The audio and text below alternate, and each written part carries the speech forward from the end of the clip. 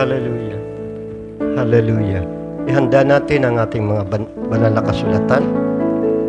At tayo po ay dadako sa salita ng Diyos. Sa sulat ni San Pablo Apostol sa mga taga-Hebreo, Hebreo, Kabanata Siyam, Talata 22.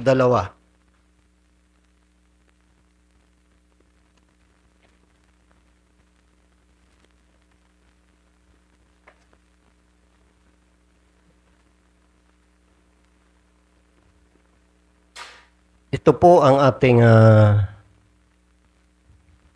mababasa.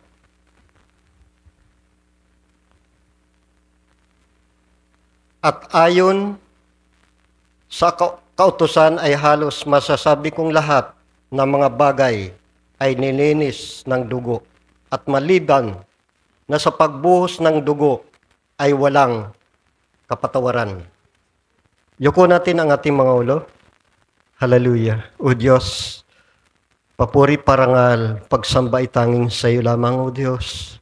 Salamat, Ama, sa iyong banal na dugo na natigis sa krus ng Kalbaryo. Kami po ay iyong lininis, pinatawad sa aming mga kasalanan. Lord, salamat, Ama, sa iyong mga salita na aming pag-aaralan sa umagang ito. Dalangin po namin, Panginoon, na ito po ay maunawaan namin upang ito po ay malakaran namin. Tulungan niyo po kami, O Diyos. Buksan mo po ang aming mga puso, ang aming mga isip, upang ito ay bahagi din naman namin sa aming kapwa, Lord, na sa pamamagitan ng iyong banal na dugo kami ay naligtas. Salamat, Ama, ang papuri parangal ay tanging sa iyo lamang, sa dakila at makapangyarihang pangalan, sa pangalan ng aming Panginoong Jesucristo. Ang lahat ay magsabi ng Amen. Amen. Maaari na tayong magsiupo. Hallelujah. Napakaganda ng mga awitin na kung saan ay inawit ng ating kapatid, worthy is the Lamb.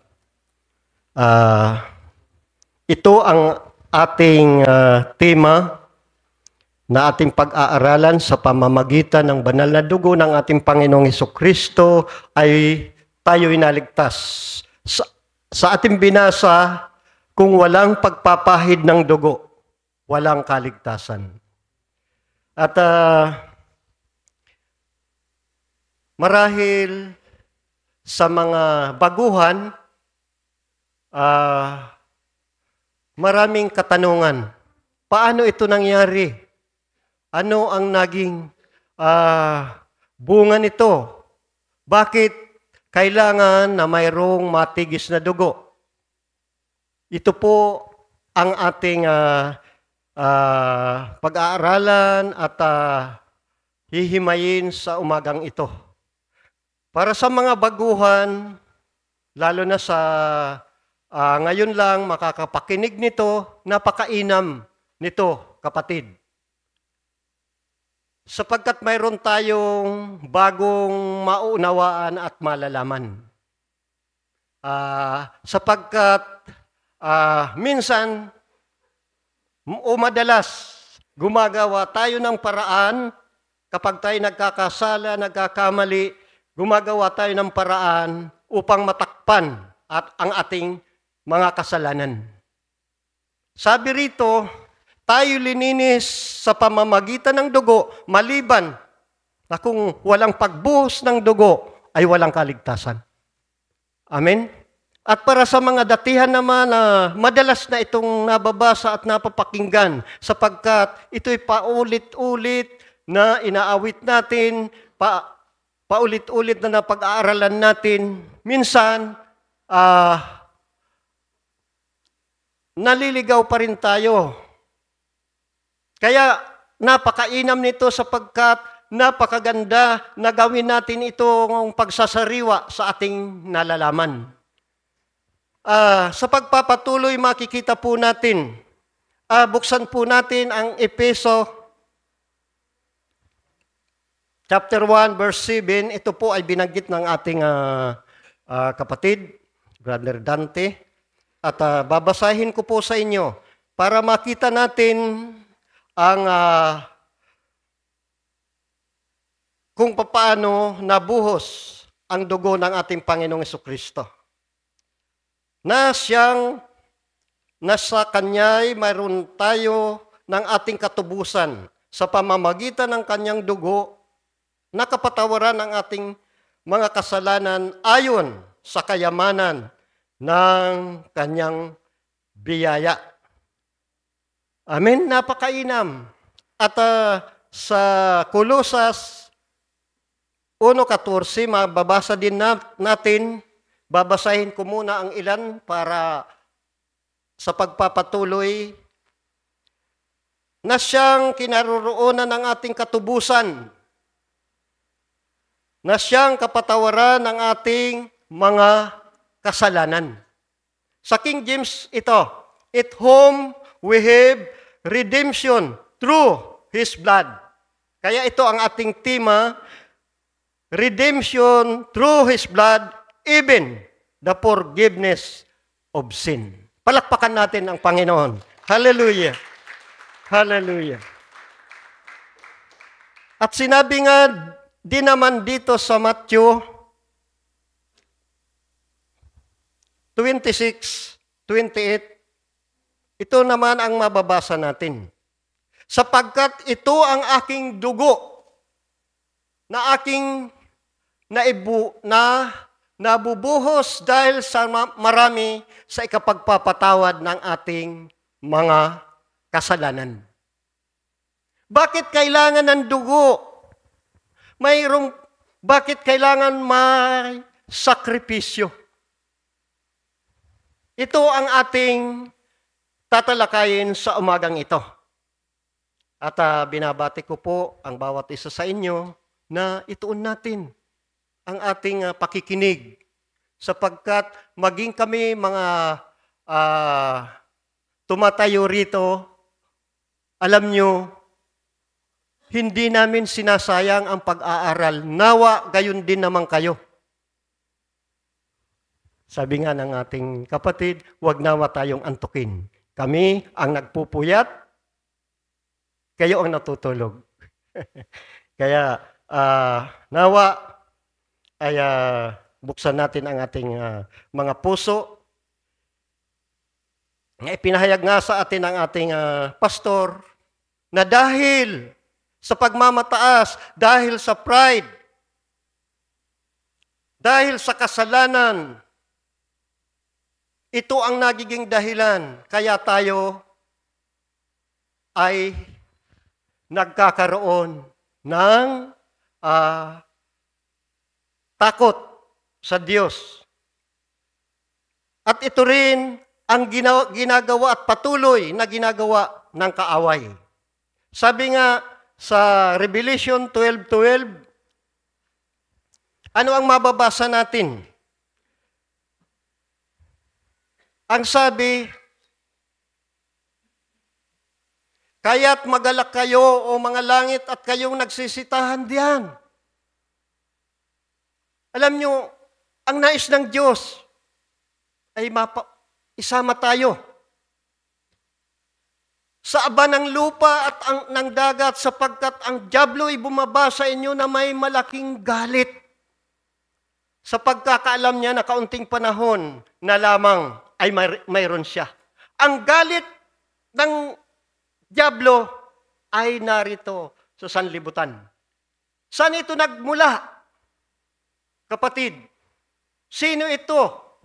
Ito po ang nagmataas. Nakalimutan niya, ito ang napakahirap. Ang makalimutan na siya ay linikha, hindi siya ang lumikha. Ang nais niya, ang sabi niya doon sa Ezekiel, ang sabi niya, uupo ako sa kaitaasan ng mga bituin ng Diyos. Papantayan ko ang kataas-taasan at uupo ako sa kapisanan. Ano ang nangyari? Ibinagsak ka sa lupa. Bago siya ibinagsak, nagkaroon na muna ng pag-aaway doon sa kalangitan. Sa pangunguna naman ito ni Arkanghel Miguel. Ito'y napag-aralan natin nung naitapi ko sa inyo, War in Heaven. Natatandaan nyo pa ba? At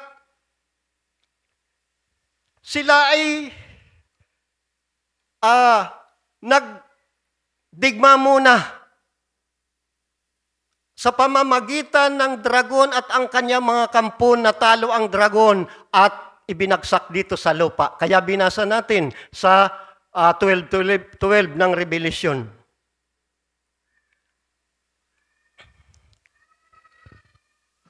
Napakaraming mga anghel o mga kampon na ibinagsak dito sa lupa. Sa Epeso 6:12, ang kalaban natin ay hindi mga tao, kundi mga namumuno sa kaitaasan. Ngayon, nang ibinagsak na dito sa sanlibutan, mga kapatid, ang nais niya ay pakialaman niya ang mahal ng Diyos. Ikaw at ako ang kalarawan ng Diyos. Lalangin natin ang tao na ating kawangis at kalarawan, ating silang bigyan ng kapamahalaan sa buong mundo. Genesis 1:26. Kung hindi niya kaya nalinlangin, sapagkat hindi naman matatalo ang kaliwanagan sa kadiliman, ng kadiliman. Kung hindi niya kayang saktan, linlangin ang mga anghel, ang mga hukbo ng Diyos sa pamumuno ni Arkanghel Miguel. Ang nais niyang linlangin ay ang tao na mahal ng Diyos. Nalinlang po ba? Hindi na natin ito iisa-isahin sapagkat alam na natin ito. Pumasok siya sa paraiso at lilinlang niya si Eva kung ano ang paglilinlang. Ang nais niya, siya ang maging Diyos. Kaya ito rin ang ginamit ni Satanas kay Eva. Totoo ba na sinabi ng Diyos na huwag kayong kakain? Sabi ni Eva, na kapag kami kumain, kami ay mamamatay. Hindi kayo mamamatay, sabi ng dyablo, sapagkat madidilat ang iyong mga mata at kayo'y makakaalam ng mabuti at masama at kayo'y magiging parang Diyos. Yan din ang ginawa ng demonyo ni Lucifer doon sa langit. Kaya nang ibagsak siya, nalinlang niya si Eva.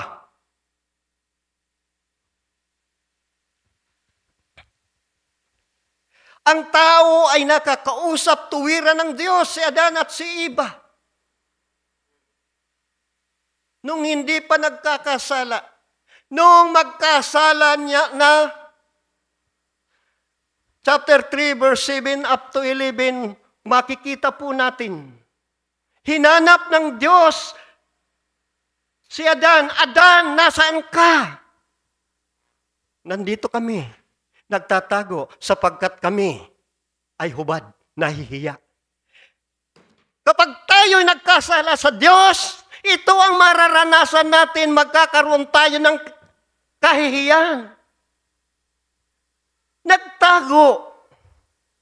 Kaya nung magtago sila, ano ang ginawa? Bakit? Kumain ba kayo? Ano ang sabi ni Adan?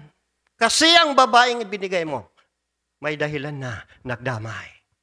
Kasi, ganun din tayo. Nang magkasala, ano ang ginawa ni Adan at ni Eva?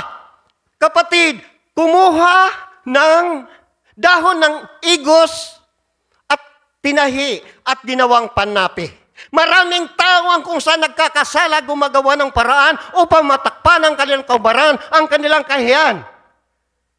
Subalit, ano ang nais ng Diyos? Ito ang pag-aaralan natin. Sa pamamagitan ng dugo, tayo ay naligtas. Chapter 3, verse 21. Ito ang kauna-unahan na dumaloy ang dugo.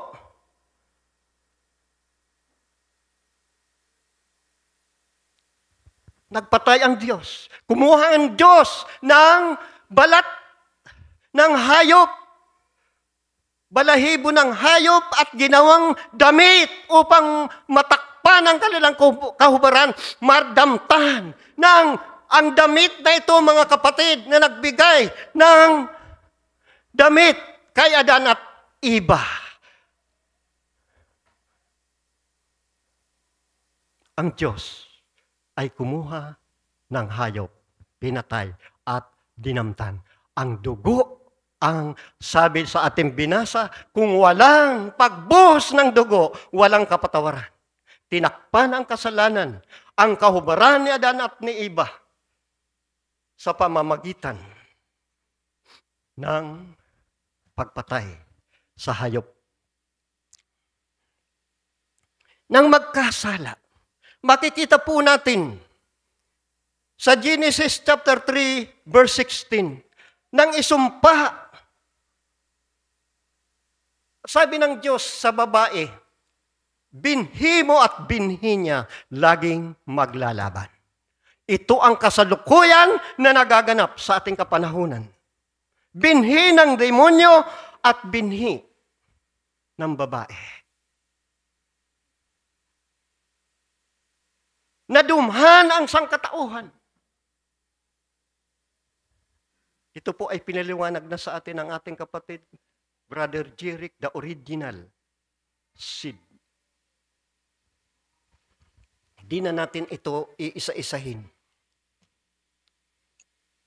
Nagkaroon ng kasalanan. Para ito'y malunasan, kapatid, kailangan ito'y malinis-linisin sa pamamagitan ng banal na dugo. Ano ang unang-unang krimen na nangyari?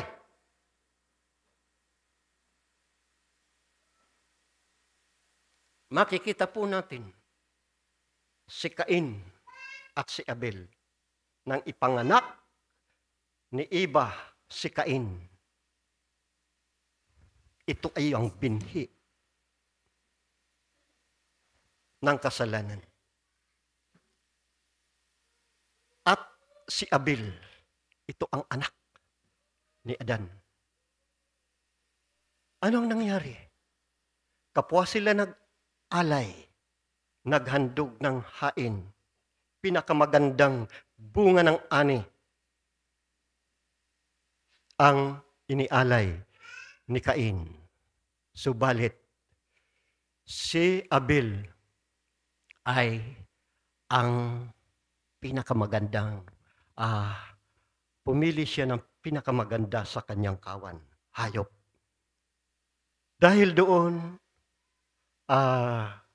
nalugod ang Diyos sa alay ni Abel. Nagsilos si Cain. Kaya anong nangyari? Pinatay ni Cain si Abel.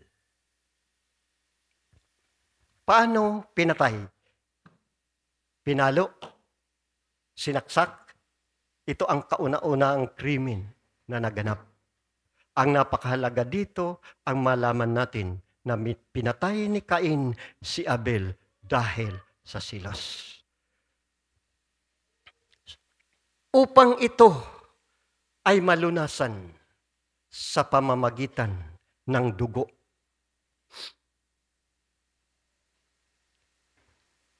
Si Cain ay anak ng dyablo. Nang tinuligsa ng Panginoong Hesus, ang mga Pariseo, mga eskriba, kayo'y mga anak ng dyablo. In John chapter 8, verse 44. Basahin natin para makita natin. Kayo, John 8:44. Kayo'y sa inyong amang dyablo at ang nais ng inyong ama ang ibig ninyong gawin. Siya'y isang mamamatay tao, buhat pa nung una. Saan nagsimula? Buhat pa ng una. At hindi na nanatili sa katotohanan sapagkat walang katotohanan sa kanya. Pag nagsisinungaling siya ng kasinungalingan ay nagsasalita siya ng saganang kanya sapagkat siya ay isang sinungaling at ama nito. Ama ng kasinungalingan.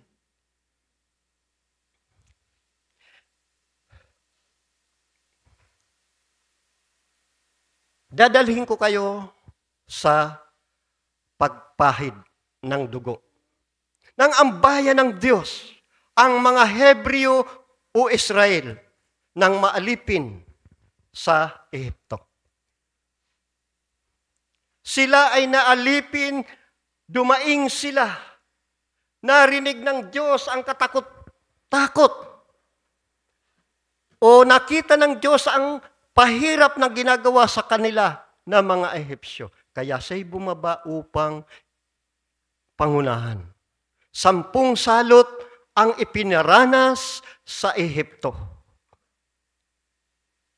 Una hanggang sa 9 na salot.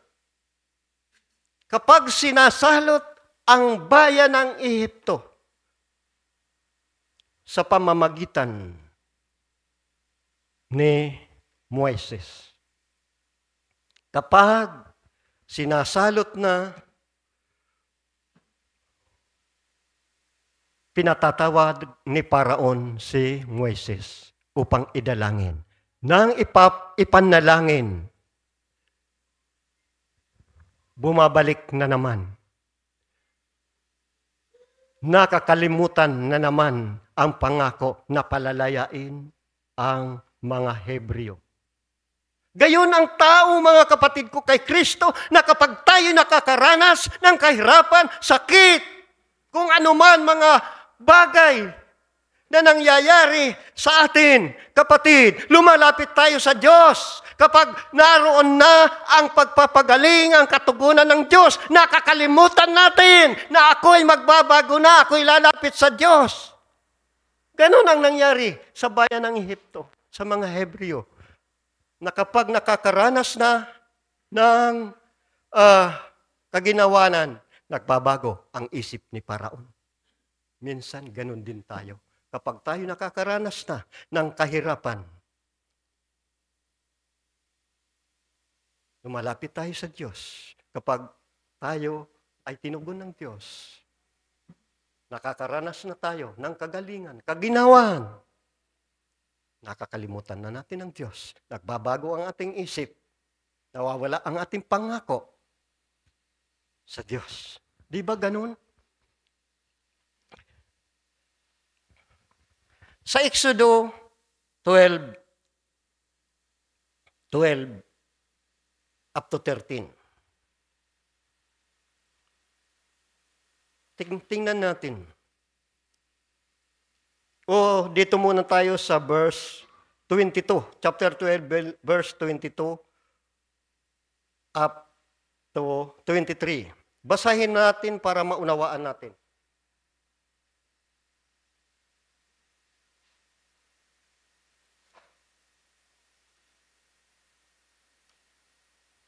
Ang sabi rito, yung instruction ng Diyos kay Cook, ito na yung panghuling salot ang pagkamatay sa mga panganay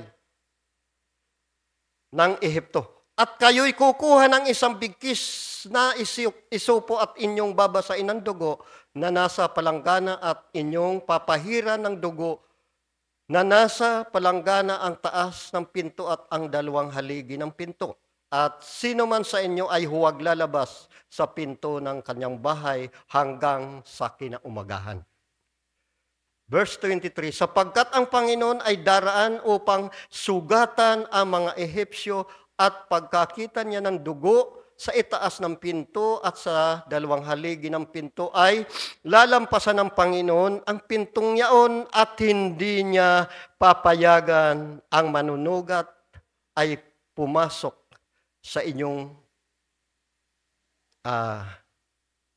tahanan, bahay. Ito po ang pagpahid ng dugo. Dahil ito na ang kauli-ulihang salot na ipinaranas ng Diyos sa Ehipto. Hindi lang sila pinayagan ng paraon, itinaboy pa sila. Tingnan natin sa verse 12 up to 13.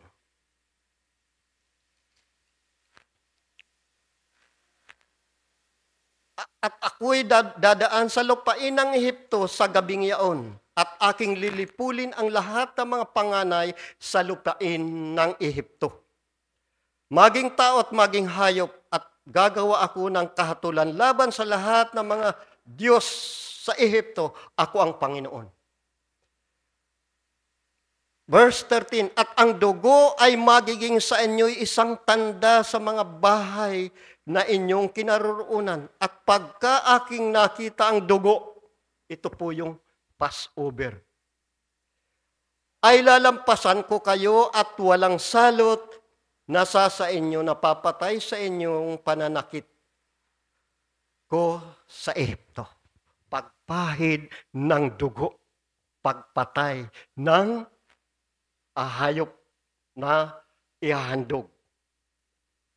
Dugo ang naging palatandaan sa ating panahon.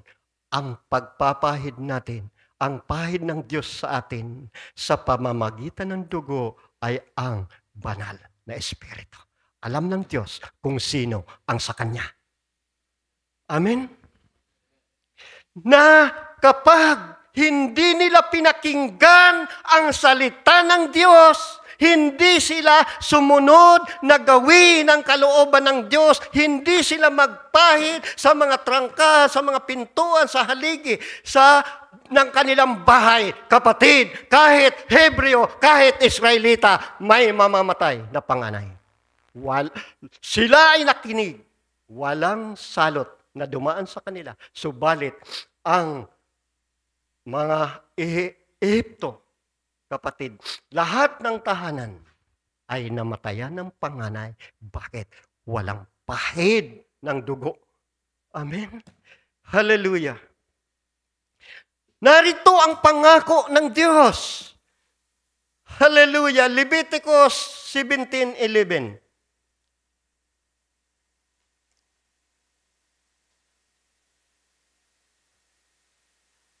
Makikita po natin, ito yung pangako, sapagkat ang buhay ng laman ay nasa dugo, at aking ibibigay sa inyo sa ibabaw ng dambana, upang itubos sa inyong mga kaluluwa.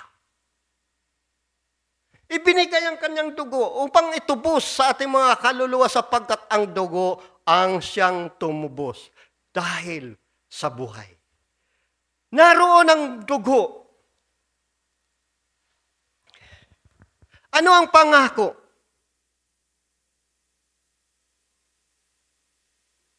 Upang maging malinis, na sabi nga doon sa Genesis, binhimot binhi niya ay laging mag-aaway. Narito ang pangako, Isaias 7:14. Isisilang. Kaya't ang Panginoon nga ay magbibigay sa inyo ng tanda, narito isang dalaga ay maglilihi at manganganak ng isang lalaki, at tatawagin ang kanyang pangalan, Emmanuel. Kasama natin ang Diyos. Sa Mateo, chapter 1, verse 21-23. Ito'y binasa na natin noong una pa, at sa Lucas 1:30-32. Nang isilang ang ating Panginoon doon sa Bethlehem ng Huda. Yung pangako na sisilang. Ano naman ang ginawa ng dyablo? Alam ng dyablo na may isisilang na maghari, lulunas, magiging Emmanuel sa atin ng Diyos. Ano ang nangyari? Sinundan ni Satanas nang dumalaw ang 3 pantas doon sa Bethlehem, sa bayan ng Huda, dumaan sila kay Herodes. Ano ang sabi ni Herodes? Sabi nung tatlong pantas, nakita namin ang tala. Naparito kami upang sambahin. Dahil yung bituin, ito ang tanda na mayroong na isisilang ang sanggol. Ano ang sabi ni Herodes? Hanapin ninyo at kapag nakita nyo, ipagbigay sa alam sa amin para ako'y makasamba rin. Subalit iba ang isip ni Haring Herodes. In Matthew chapter 2, verse 16 at 17. Nang makita ng tatlong pantas ang bata, ito ay hinandugan nila ng ginto, kamangyan at mira. At napakita ang Diyos, ang anghel ng Diyos sa panaginip. Kinausap ang pantas, huwag na kayong dadaan kay Herodes. Mag-iba na kayo ng daan. Nang malaman ni Herodes, verse 16, na siya'y napaglalangan ng tatlong pantas, siya'y naligalig.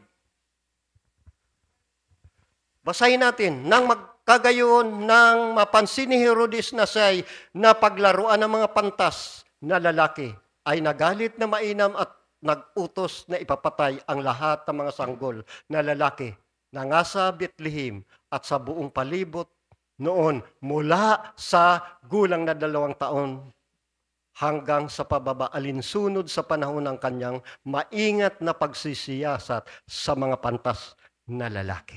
Ipinapatay. Doon, mga kapatid ko kay Kristo, alam ni Satanas, pinoses si Herodes.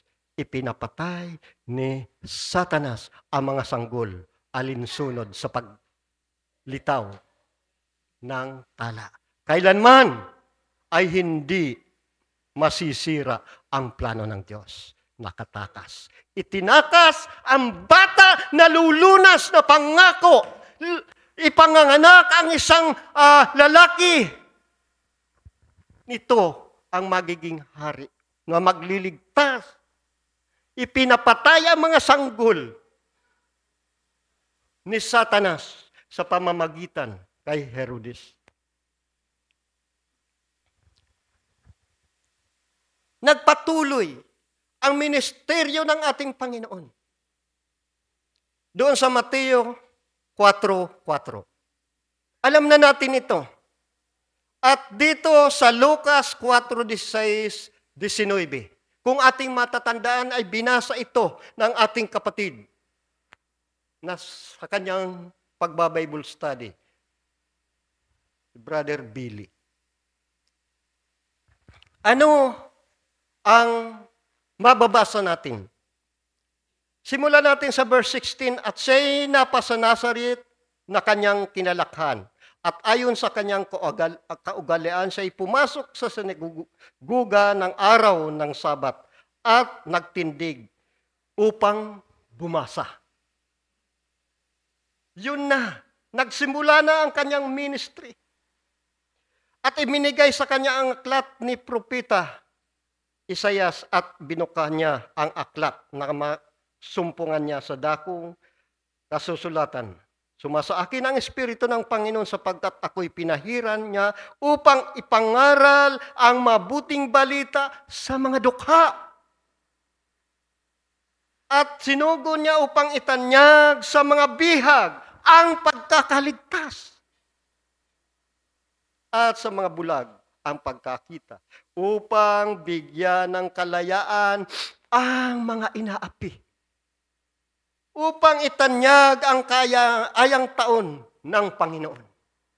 Naroon na ang kanyang ministry. Ito po ay sinundan ni Satanas. Muli,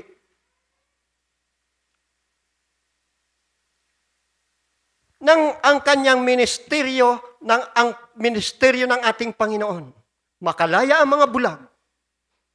Ang mga inaapi, ang mga sinisiila, ang mga nasa bilangguan ay makalaya.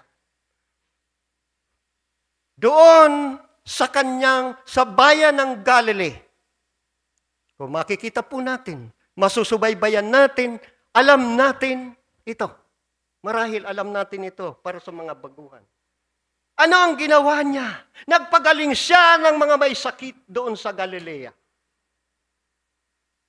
Nagpakain ng libo sa pamamagitan ng tinapay. 5 tinapay, 2 isda. Bumuhay ng patay. Nagpadilat ng bulag. Doon sa Galilea. Subalit ang ating Panginoong Hesukristo nang sa ipahirapan, mamatay. Anong nangyari? Natakot ang kanyang alagad. Nang malibing siya at muling mabuhay, ang sabi niya kay Maria Magdalena, sabihin mo sa aking mga alagad na bumalik sa Galilea at doon masusumpungan nila ako.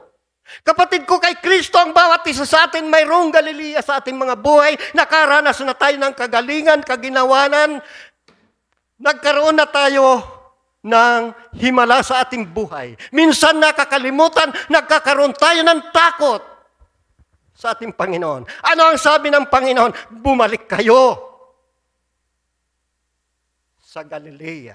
Bawat isa sa atin may Galilea. Ganon din. Ano ang sabi ng Panginoon sa Revelation? Go back to your first love. Tayo ay nabighani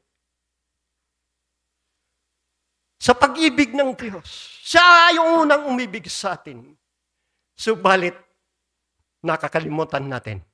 Ano ang sabi ng Diyos? Balikan ninyo ang unang pag-ibig sa Panginoon. Amen! Hallelujah! Yan ang nais ng Diyos. Dumating ang araw, mga kapatid ko, kay Kristo. Ano ang nangyari? Balikan natin. Chapter 22, verse 3, 2 and 3 sa Lucas. Pumasok si Satanas kay Judas. Nakita natin, pinusis ng dyablo si Herodes, ipinapatay ang bata. Lucas 22. Makikita po natin.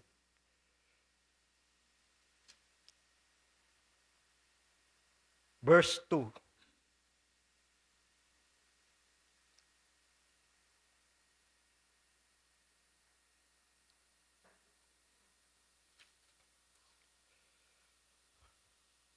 At pinagsikapan ng mga pangulong saserdote at ng mga eskriba kung paanong kanilang maipapapatay siya.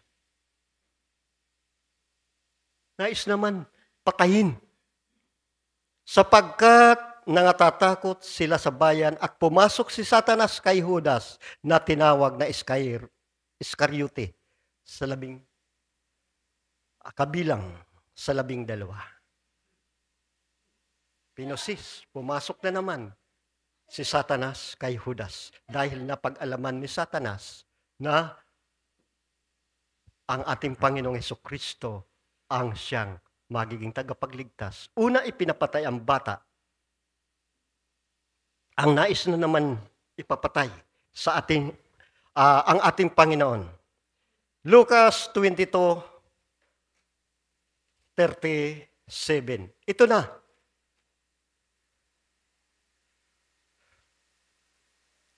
Ito na yung kasama ng Panginoon ng kanyang mga alagad. Basahin natin, lalaktaw-laktaw tayo para matapos tayo. Sapagkat sinabi ko sa inyo na kailangan matupad sa akin itong nasulat at ibinilang siya sa mga suwail sapagkat ang naukol sa akin ay may katuparan. Ibig sabihin, mga kapatid, naroon na kahit anong gawin ng dyablo, kapag hindi pa napapanahon, kapatid, hindi niya kayang hadlangan ang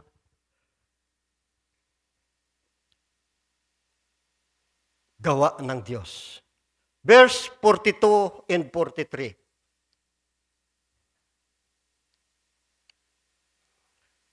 Ito, ang ating Panginoon bilang isang tao, 100% tao, 100% Diyos. Bilang isang tao, nasasaktan. Nahihirapan. At mahirap sa Panginoon. Kaya nga, ang sabi niya, na sinabi, Ama, kung iibig mo, ilayo mo sa akin ang sarong ito. Gayon may, huwag mangyari ang aking kalooban, kundi ang sayo. At inaliw siya ng mga anghel at napakita sa kanya ang isang anghel na mula sa langit na nagpalakas sa kanya. Pinalakas siya.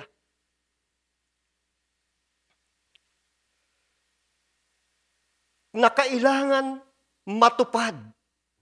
Balikan natin yung ating binasa sa Hebreo, chapter 9, verse 22. Kung walang pagpahid ng dugo, ay walang kapatawaran.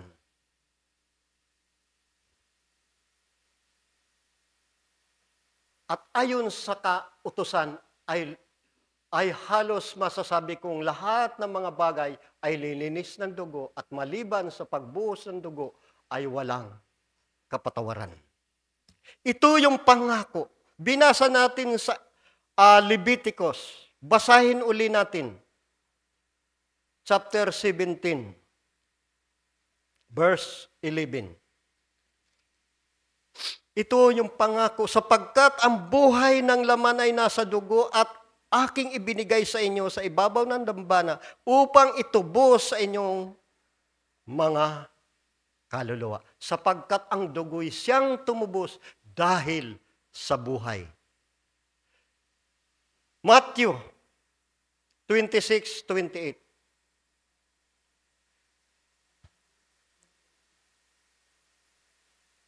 Sapagkat ito ang aking dugo ng tipan na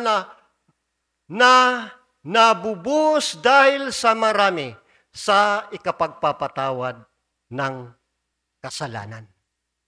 Ito ang aking dugo na mabubuhos sa marami sa ikapagpapatawad ng kasalanan. Mateo 20:28.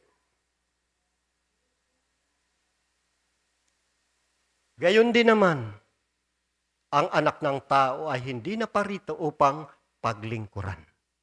Diba siya'y naging alipin? Kundi upang maglingkod at ibigay ang kanyang buhay na pangtubos sa marami. Ito pala ang dahilan ng ating Panginoon. Isinilang ang Panginoon upang sumaatin. Hindi lang siya sumasa atin. Ibinigay niya ang kanyang buhay para sa atin. Hallelujah! Ito ang naglapit sa atin na tayong dati malayo sa Diyos. Ilinapit tayo ng Panginoon. Sa Efeso chapter 2, verse 13.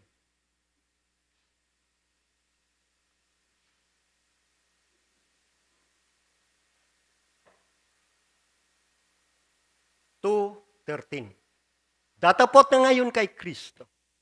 Kay Kristo Jesus. Kayo noong panahon ay malayo, ay inilapit dahil sa dugo ng ating Panginoong Hesukristo.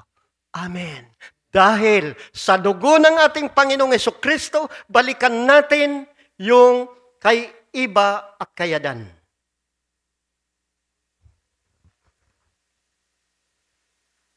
Tinakpan ang kanilang kahubaran. Ang Diyos ang gumawa upang sila idamtan. Ngunit, ito po ay mga kapatid ay nakapagtakip lamang. Subalit, sa pamamagitan ng dugo ng ating Panginoong Hesukristo, hindi lamang ito itinakip sa atin, tayo ay lininis sa pamamagitan ng banal na dugo. Palakpakan natin ang Panginoon. Hallelujah! Hallelujah! Dito na ang ginawa sa atin ng Panginoon. 1 Peter chapter 2, verse 24. Para malaman natin kung paano natigis ang dugo ng Panginoon sa krus ng Kalbaryo at kung ano ang magagawa. Na siya rin ang nagdala sa atin, sa ating mga kasalanan, sa kanyang katawan sa ibabaw ng kahoy. Ito ang krus. Upang pagkamatay natin sa mga kasalanan ay mga buhay tayo sa katuwiran na dahil sa kanyang sugat, nangagsigaling tayo. Nangagsigaling tayo sa kanyang mga sugat. Sa kanyang mga sugat nang siya'y mabayubay sa krus, kapatid. Sugatan, mula ulo hanggang talampakan, kinurunahan ng tinik. Hinampas. Duguan. Siya'y nasugatan. Ito'y para sa ating kagalingan. Hallelujah. Isaiah 53 verse 5. Ito'y paulit-ulit nating binabasa. Sa pamamagitan ng kanyang mga latay, nagsigaling tayo. Ngunit siya'y nasugatan dahil sa ating mga pagsalangsang. Siya'y nabugbog dahil sa ating mga kasamaan. Ang parusa na naukol sa ating kapayapaan ay nasa Kanya, na sa halip na ikaw at ako ang tumanggap ng parusa. Inangkin niya na. At sa pamamagitan ng Kanyang mga latay, nagsigaling tayo.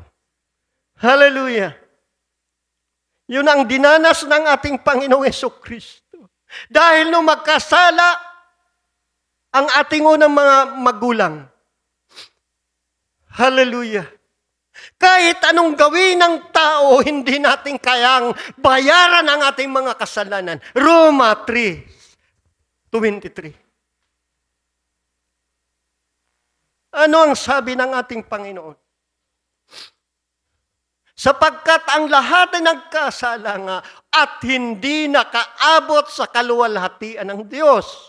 Dahil ang tao gumagawa ng paraan, kumukuha ng damit, tinatakpan ang kanilang kaubaran, katulad ni Eva, tumahi ng dahon ng igos. Hindi ito naging sapat. Ang Diyos ang gumawa ng paraan sa pamamagitan ng pagpatay ng hayop, dinamitan. Ito ay pangtakip sa atin.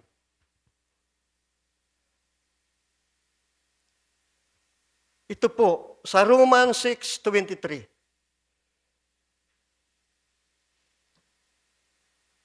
Sapagkat ang kabayaran ng kasalanan ay kamatayan.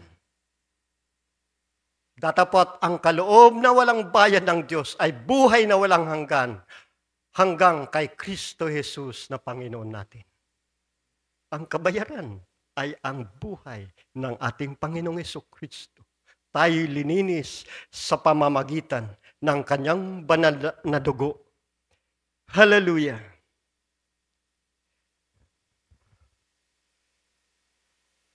Kaya nga ang ating tema, sa pamamagitan ng dugo, tayo ay nagkaroon ng kapatawaran. Kung sa lumang tipan, mga kapatid ko, kay Kristo, sa pamamagitan ng dugo ng hayop, sila ay gumagawa ng paraan para matakpan. Subalit hindi ito nakapag-aalis ng mga kasalanan. Hebreo chapter 10 verse 3. Simulan natin sa verse 3.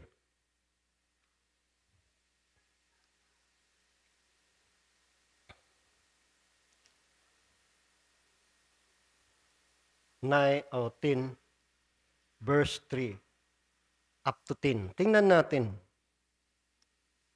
Sa ibang paraan, hindi kayo, verse 9.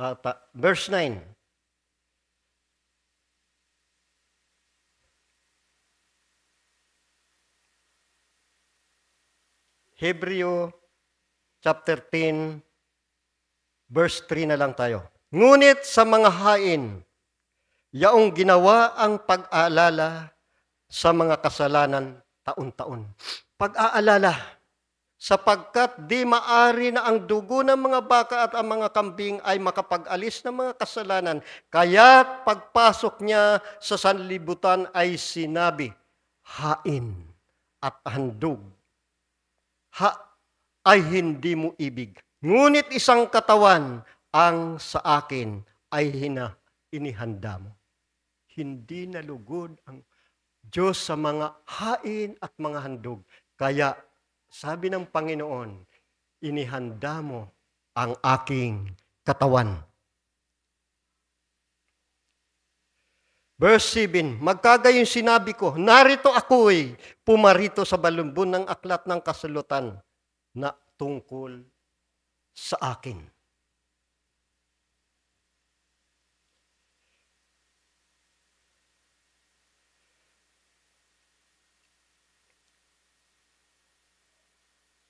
Hain at handog ay di mo ibig.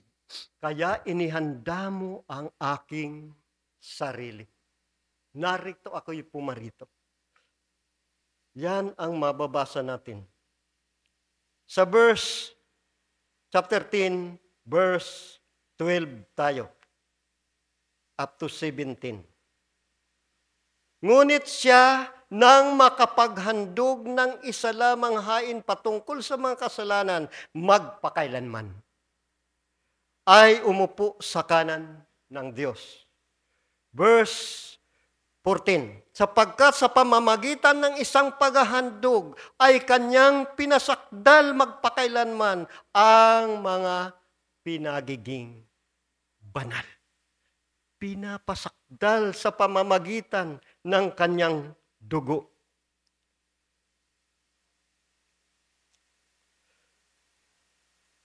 Verse 14, lalaktaw-laktawan natin. Sapagkat sa pamamagitan ng isang paghandog ay kanyang pinaksakdal magpakailan paman ang mga pinababanal. At ang Espiritu Santo ay nagbibigay patuturin naman sa atin sapagkat pagkasabi niya, ito ang tipang gagawin ko sa kanila pagkatapos ng mga araw na yon, sabi ng Panginoon. Ilalagay ko ang aking mga kautusan sa kanilang puso at isusulat ko rin naman sa kanilang pag-iisip. Verse 17, at ang kanilang mga kasalanan at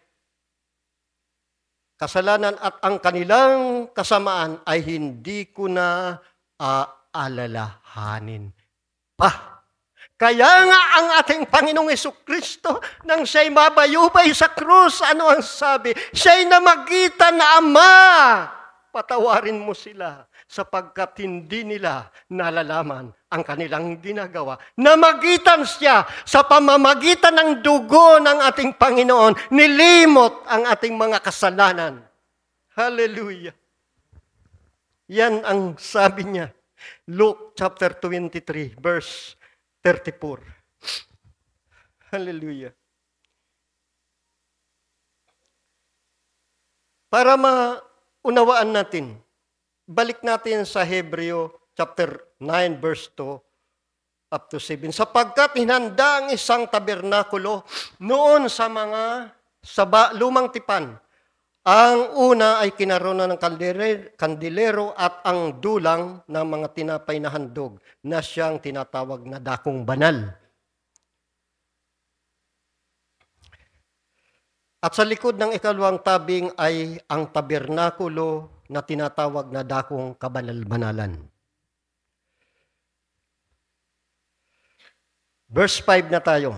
At sa ibabaw nito ay may mga kerubin ng kaluwalhatian na nga sa ilalim ng luklukan ng awa na mga bagay na ito ay hindi natin pag-uusapan. Ibig sabihin, maging ang paliwanag ni San Pablo ay para yung pangangaral niya, yung Bible study niya, ay mayroong mga di na nila pinag-uusapan. Verse 7, datapwat, ito na. Sa ikalawa ay pumasok na nag-iisang dakilang sacerdote minsan sa isang taon na hindi walang dalang dugo. Ito yung high priest na inihandog na patungkol sa kanilang sarili at sa mga kamalian ng bayan. Ito yung sacerdote. Verse 11. Tingnan natin. Ngunit pagdating ni Kristo, na dakilang sacerdote na mabuting bagay na darating sa pamamagitan ng lalong malaki at lalong sakdal na tabernakulo na hindi gawa ng mga kamay sa makatuwid, bagay hindi sa paglalang na ito. Dumating ang ating Panginoon. Inaalay niya ang kanyang sarili. Dito na tayo mga kapatid. Marami na akong di babasahin sa inyo. Dito na tayo sa chapter 9, verse 27, 28.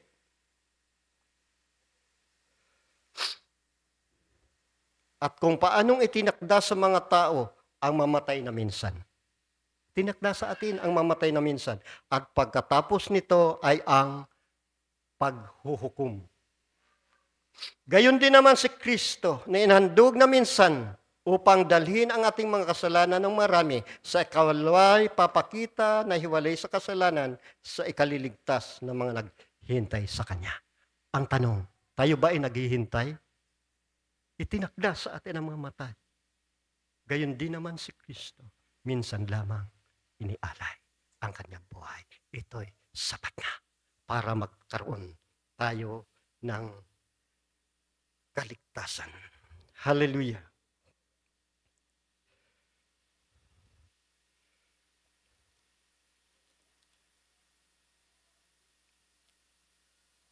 Chapter 10, verse 25 up to 28. Babasahin ko na lang. Kaya ano ang paalala ni San Pablo Apostol? Huwag natin pababayaan ang pagtitipon. Amen?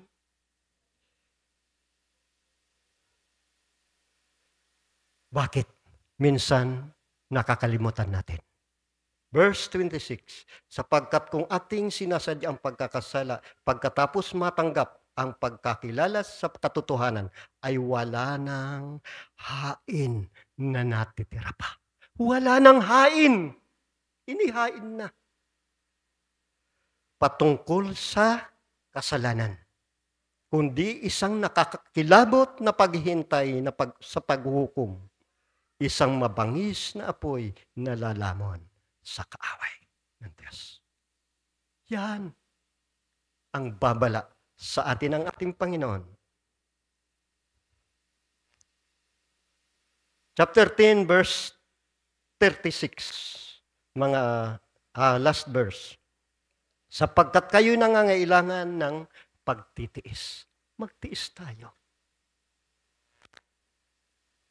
Upang kung inyong magawa ang kalooban ng Diyos ay magsitanggap kayo ng pangako. Ano ang pangako?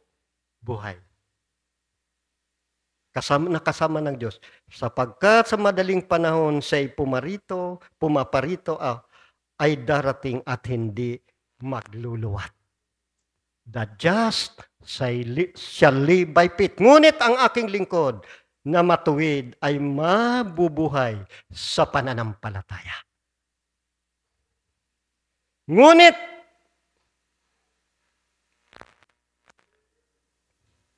at kung siya'y umurong, ay hindi kalulukdan ng aking kaluluwa. Tinubos na tayo ng ating Panginoon, subalit kung hindi natin ito sasampalatayanan, tatalikod tayo. kapatid, nakapangingilabot na paghuhukom. Nawa dito tayo.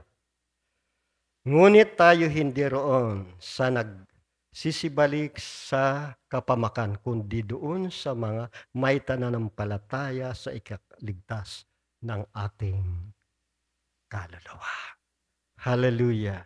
Tayo ay naligtas sa pamamagitan ng dugo ng ating Panginoong Hesukristo. Kaya nga, ang ating inawit kanina, worthy is the Lamb. Thank you, Lord, for the cross. Ipinaawit sa atin ng ating kapatid. Redemption through His blood. Tayo ay naligtas sa pamamagitan ng kanyang dugo. Sa pamamagitan ng kanyang dugo, naligtas tayo. Amen. Palakpakan natin ang ating Panginoon at tinatawagan ko po ang ating kapatid, Brother Dante. At napakaganda na kung ipaawit muli yung pinaawit kanina. Kung kukulangin tayo sa oras, ay marahil na unawaan nyo. Ang pinahayag ko sa inyo na sa pamamagitan ng kanyang banal na dugo, tayo ay naligtas. Subalit kapatid ko kay Kristo, may paalala ng Diyos. Matapos natin makilala ang katotohanan, pagbalik tayo, wala nang hain, wala nang handog para sa ikapagpapatawad ng ating mga kasalanan. Amen. Palakpakan natin ang Panginoon. God bless you. God bless us. Hallelujah.